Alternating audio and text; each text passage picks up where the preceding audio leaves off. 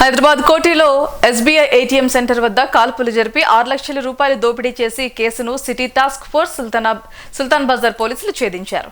ఈ దోపిడీలో పాల్గొన్నది ఇద్దరు కాదని 7గురు కలిసి పథకం ప్రకారం దోపిడీ చేసినట్లు పోలీసుల విచారణలో తేలింది. వారిలో ఇద్దరిని సిటీ టాస్క్ ఫోర్స్ పోలీసులు అరెస్ట్ చేయగా మరో ఇద్దరిని ఉత్తరాఖండ్ పోలీసులు మరో కేసులో అరెస్ట్ చేశారు. కాగా మరో 3 దొంగలు పరారీలో ఉన్నారని వారి కోసం ప్రత్యేక బృందం గాలిస్తున్నట్లుగా పోలీసులు తెలిపారు.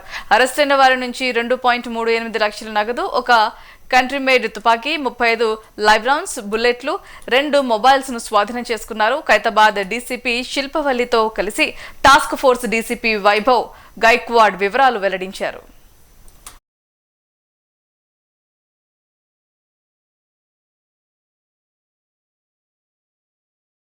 యూపీలో ఉన్న వాళ్ళ అంకల్ నౌషాద్కి చెప్పారు.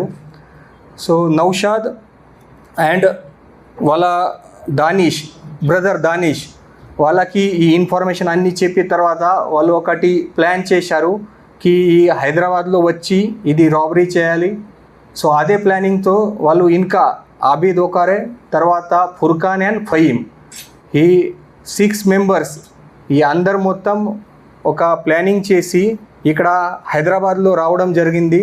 హైదరాబాద్లో వచ్చిన తర్వాత వాళ్ళు 2-3 డేస్ ఈ ఆఫెన్స్ ముందు కూడా ఇక్కడ లోకల్గా అబ్జర్వేషన్ చేశారు. అండ్ 31st డే రోజు ఈ ఆబిద్ అండ్ మొహమ్మద్ తయబ్ త్యాగి ఇద్దరు నాంపల్లి రైల్వే స్టేషన్ దగ్గరికి ఎవరు పర్సన్ విక్టిమ్ వస్తారు అదే అబ్జర్వేషన్లో ఉన్నారు. అండ్ తర్వాత ఇది Furqan Ahmed and absconding accused Faheem ఇద్దరు అక్కడ ఏటీఎం కోటి దగ్గరికి ఉన్నారు. సో ఇన్ఫర్మేషన్ వచ్చిన తర్వాత ఏటీఎంలో విక్టిమ్ వచ్చిన తర్వాత ఇది ఫుర్ఖాన్ అండ్ ఫహీమ్ అహ్మద్ ఇద్దరు వాళ్ళకి ఈ లోకల్ కంట్రీ మేడ్ పిస్టల్తో థ్రెటన్ చేసి వాళ్ళ దగ్గరికి ఉన్న 6 lakhs రూపీస్ క్యాష్ స్టోలన్ చేశారు. అక్కడ నుంచి వాళ్ళ విక్టిమ్ బైక్ తీసుకొని అందరూ మళ్ళీ చంద్రయ్యన గుట్ట లిమిట్లో పోయారు. అక్కడ నుంచి వాళ్ళు సెపరేట్గా డిస్పర్స్ అయ్యారు.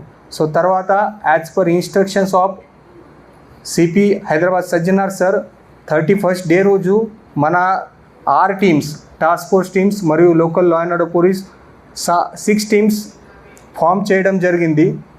వాళ్ళు రెగ్యులర్గా టెక్నికల్ ఎవిడెన్సెస్, సీసీటీవీ ఫుటేజెస్ అన్నీ మొత్తం ఇన్ఫర్మేషన్ కలెక్ట్ చేసి ఫైనలీ ఈరోజు 2 అక్యూజ్కి అప్రెంట్ చేశారు.